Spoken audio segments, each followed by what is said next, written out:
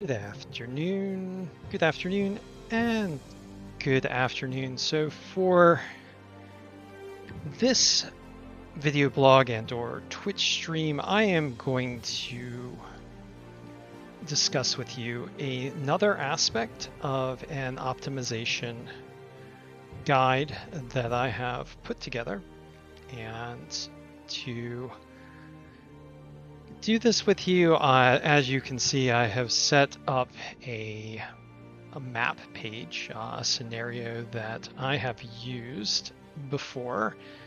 This scenario is actually designed by a good friend of mine, Dungeon Master Graham, who is a streamer on Twitch as well, and we've been trying to help support each other on Twitch by cross-pollinating with our games and such. And if you have watched some of our streams, you might have seen a recent Dungeons and Dragons adventure game run by Dungeon Master Graham using this scenario, which is actually developed from the Icewind Dale video game.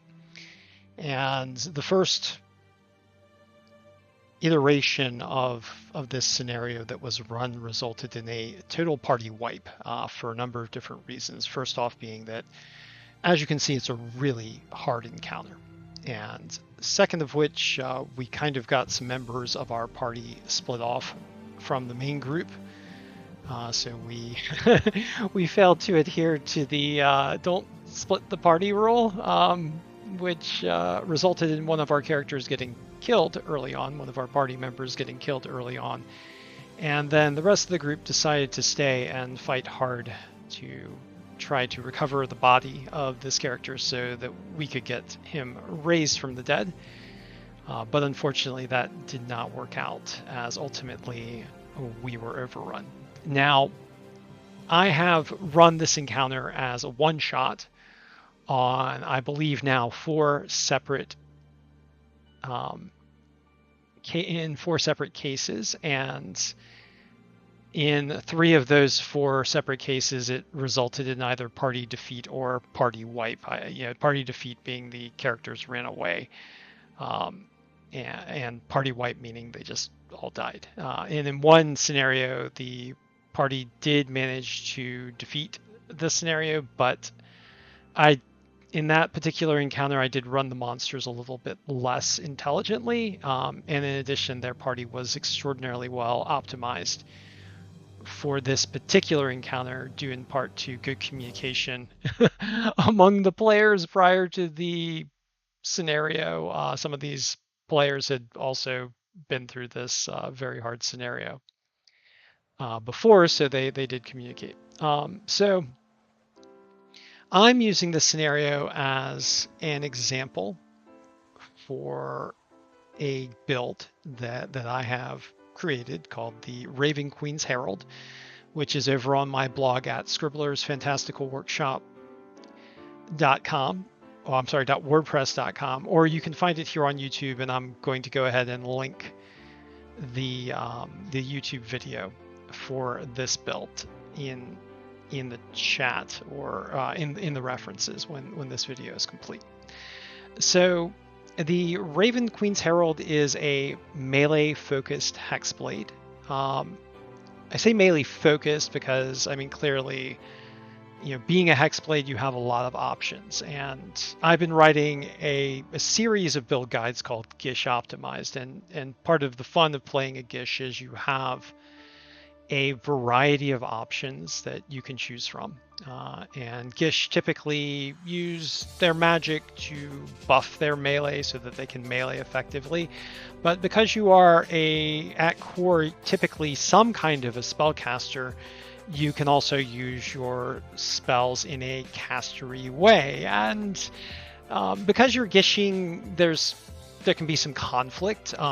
Clearly you set yourself up to fight in melee and to benefit from buffs, but you can switch roles as the need arises, which is one of the nice things about a Gish. It just requires you to be a little bit nimble and also to make some choices to either pick, say, for example, for this encounter to focus on melee, or maybe lean more into your caster side as the situation warrants. Now, for this scenario, I've set up a party to include my Hexblade Warlock. We're all at level 5. So here's the Hexblade Warlock. That is my Hexblade Warlock that I'm basing on this Gish optimized guide. Her name is Beatrice Luciel. We have a Paladin who is Finster, and he is kind of a heavily defense-focused Paladin. We have a Twilight Cleric named Dorifina. We have an Evocation Wizard named Vex.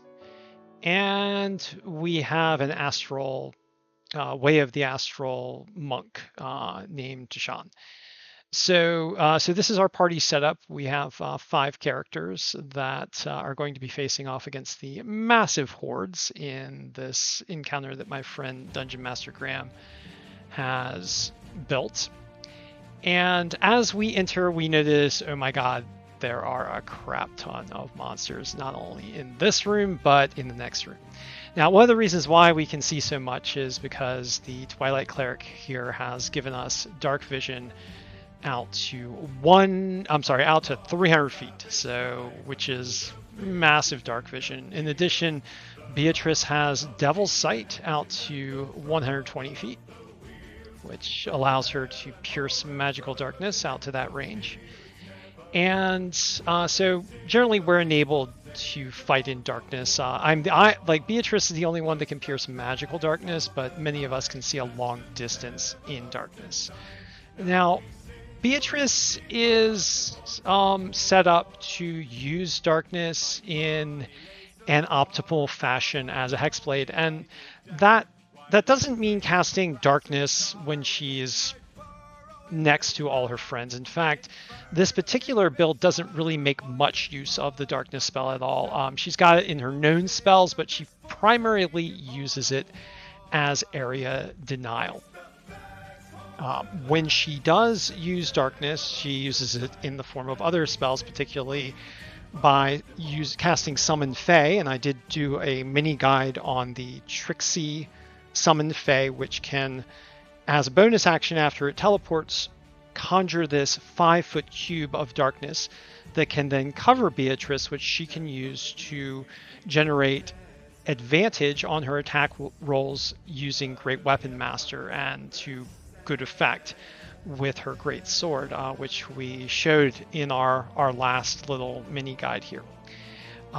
In this particular scenario, there is another spell that I believe would be extraordinarily worthwhile, especially given our party composition, given the fact that we have a Twilight Cleric that is both going to be using Twilight Sanctuary and Spirit Guardians in this encounter, and due to our Evocation Wizard, which is likely going to be throwing a lot of evocation spells on top of us. And given the fact that we have Dorifina that is likely going to be casting Spirit Guardians at least once and possibly twice during this encounter, we don't really want to use our Summon Fae critter to put darkness over ourselves, because that will complicate the use of Spirit Guardians for our Twilight Cleric, and it will also complicate the use of our Evocation Wizard's ability to exclude allies that they can see from an area of effect. So what we're going to instead do is we're going to use a fantastic spell that I love. It's a wonderful area denial spell called Hunger of Hadar. And on our initiative, what we are going to do is, because we see this large room in front of us with a lot of monsters, which is going to be a lot for us to manage as a group. But in addition, we see another room behind it, which we know also has at least 2 monsters given our extended range of dark vision. And given some extrapolation, we probably figure that there's quite a few critters in this room as well. And we don't want them to be able to move out and support this large group of critters as well. It's always, in a large encounter like this, it's always better to divide your enemies off piecemeal to, and in order to do that, we're gonna lean back into the god role, to use a Treant monk term, of our caster and add some control that will help to benefit our party. And so what we are going to do on our initiative is we are going to cast the wonderful spell that is Hunger of Hadar, and we are going to drop the 20-foot radius. Let's see, it's a 150-foot range, so we can pretty much drop it anywhere along this line here, so out to 150 feet. But what we're going to do is we're going to try and divide up our enemies. And how are we going to do that? We are going to drop it right in the entrance. I'm going to go ahead and move this to the back so you can see. So we're going to drop it right into the entrance. There's an entrance right here, a 10-foot entrance. And we're going to drop it past it. We're going to catch these two guardians, temple guardians. It's a custom monster that my friend Ted Burgess created. Pretty nasty critters. We're gonna catch them in it, so they're gonna take the initial damage of Hunger of Hadar, and they're going to be in the darkness. We're also going to catch this Skeletal Mage, so he'll take some damage as well. And we're going to provide this nice zone of area denial. Now, what does Hunger of Hadar give us? We open a gateway into the dark between the stars, a region infested with unknown horrors. A 20-foot radius sphere of blackness and bitter cold appears, centered on a point within range and lasting for the duration, which is up to 1 minute, so up to 10 rounds. This void is filled with a cacophony of soft whispers and slurping noises that can be heard up to 30 feet away. No light, magical or otherwise, can illuminate the area, and creatures fully within this area are blinded. So once again, magical darkness. The void creates a warp in the fabric of space, and the area is difficult terrain. Any creature that starts its turn in the area takes 2d6 cold damage. Any creature that ends its turn in the area must succeed on a dexterity saving throw or take 2d6 acid damage as milky, otherworldly tentacles rub against it. So 2 damage effects. If the total damage occurs, it's roughly equivalent to that of Spirit Guardians, although this effect is not mobile. It's much larger than Spirit Guardians, and it sets up this wonderful zone of area denial. So in addition, because it's magical darkness and we have Devil's Sight, we can also see through it. So given our 120 feet, we can see the Skeletal Mage, we can see both of the Temple Guardians, and we can see any other of these critters that happens to decide to enter the Hunger of Hadar area to try and get through it. One set of critters which this area denial will really hamper are the Skeletal Archers that are in this room, which typically are very hard to reach given the fact that the massive number of monsters will tend to swarm and occupy the characters as the encounter progresses. But these Skeletal Archers will take considerable damage considering the fact that they only have 13 hit points and might not make it out of the Hunger of Hadar alive, considering the fact that it is difficult terrain, so therefore it's going to take 80 feet of their movement, so 1.5 rounds effectively of the damage. So the 4d6 cold damage plus 2d6 acid damage if they fail their saves. So potentially 14 average damage from the cold is enough to knock out these Skeletal Archers, which will reduce a lot of pain for the players as well. Now, some of these other critters can move through walls. There are some Phantom Warriors. For those of you who played Ravenloft will be familiar with those, and there are some Spectres as well. So they will not be hampered by the Hunger of Hadar if they decide to move through the walls. But a good number of these critters will. So, and this helps us to divide the encounter. The Skeletal Mage has some nasty spell effects like Stinking Cloud, and Lightning Bolt. Stinking Cloud has a 90-foot range. So if the Skeletal Mage moves back out of this area of Hunger of Hadar, he can't very effectively use Stinking Cloud. Stinking Cloud does not require you to see the area, but this is the furthest that he can throw it. And if the players stay back here in this nice little choke point, the Stinking Cloud is not really going to affect them very much. So with the furthest extent moving out to this opening here. So that would relegate the Skeletal Mage to using his Lightning Bolts, which still might cause a lot of effect depending on whether or not characters line up in this hall here. But if the players decide to fight in a defensive posture with the ranged characters lobbing spells from behind to blocking defenders, then it's less likely that the Lightning Bolt is going to affect these creatures. And also, hold on, a Lightning Bolt only is a 100-foot line, so once again, yeah, the Skeletal Mage is hampered unless the Skeletal Mage decides to enter the zone and take the damage. Now, because the Skeletal Mage does start in the zone and will have to either push through it or move back, it means that Beatrice might have the opportunity to attack the Skeletal Mage with range, depending on whether or not there is a critter directly in front of her.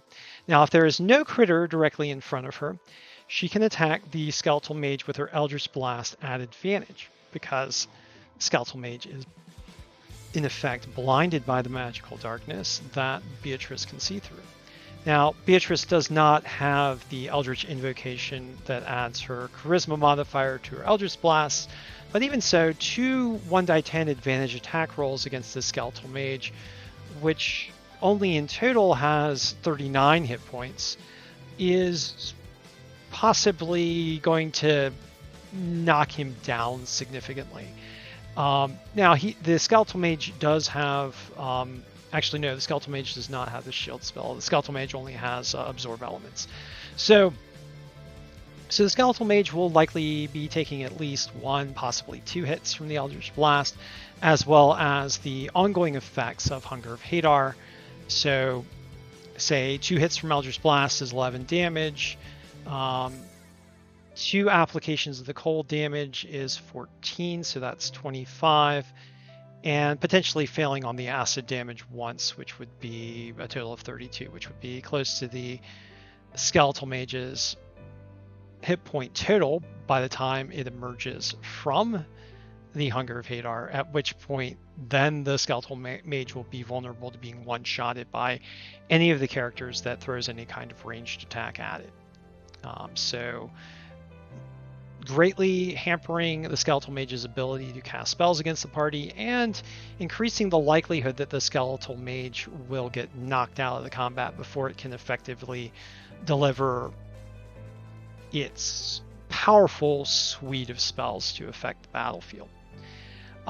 So in addition to this area denial that we're providing, just looking at our party synergy, say, for example, Dorifina activates her Spirit Guardians, which I'll set up as a 15-foot radius here.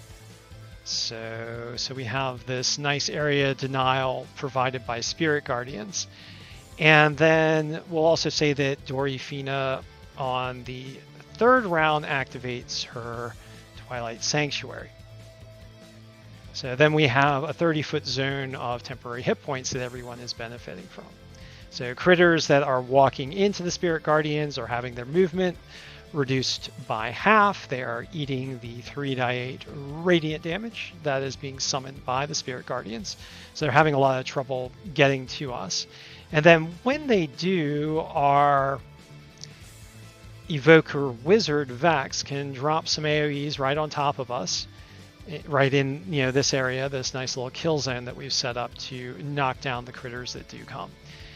We do have some creatures that can get travel through walls here. So we have the Phantom Warriors, which can travel through the walls and then harry our backfield. But in our backfield, we have the excellent skirmisher in the form of Tashan, who is a astral, a monk of the astral path, and so he can help to deal with these phantom warriors and specters that do show up in the backfield, hopefully drawing them into the area of the spirit guardians to help add some more damage to the effects. So as these critters come in, these ones would be forced to enter on the south side, for example, the spirit guardians, or they might have to go around and go to the north.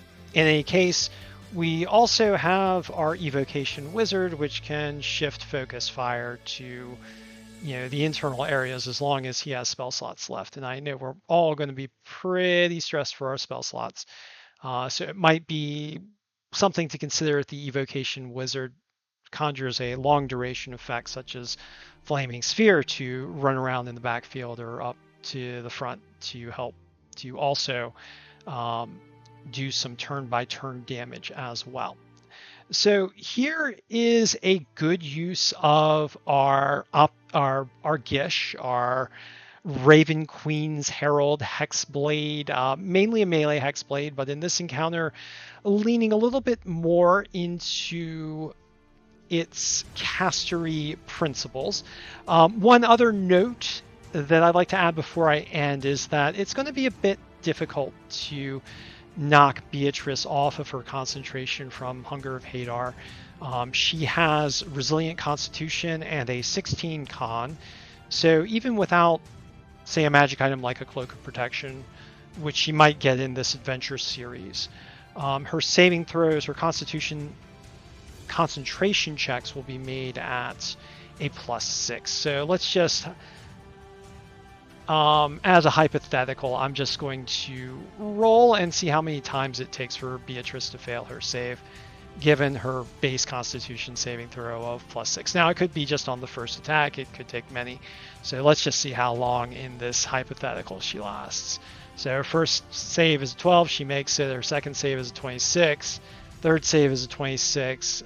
So by the time she has hit 4 times, she has lost concentration. And depending on how effective her allies are at taking the heat off of her, that might be quite some time, because even though there are a lot of monsters in this room, if we draw them into this choke here, they're only going to be able to attack Beatrice and the Fenster here.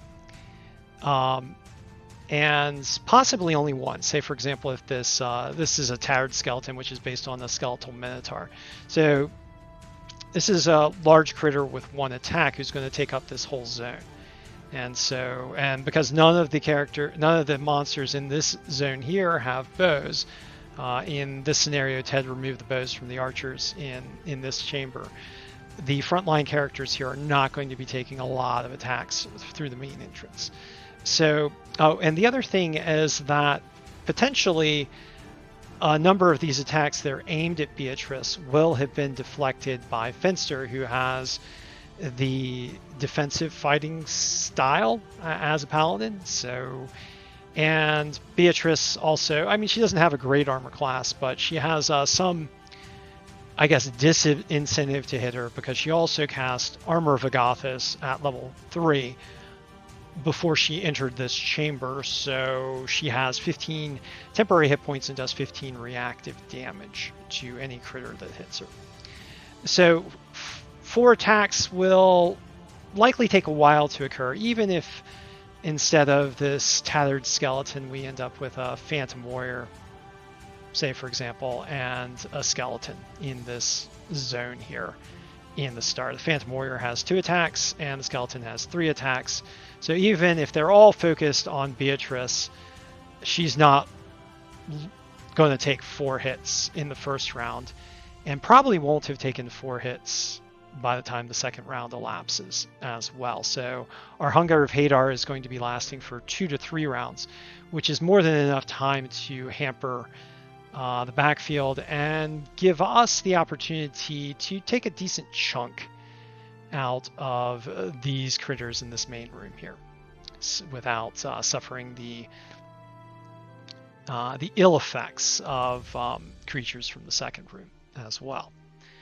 So just another example of how we can use spells that apply magical darkness with Devil's Sight that are not necessarily the darkness spell to provide us with good effect for our party overall. And oh, I did want to mention one last thing. I'm sorry, I keep having final notes here.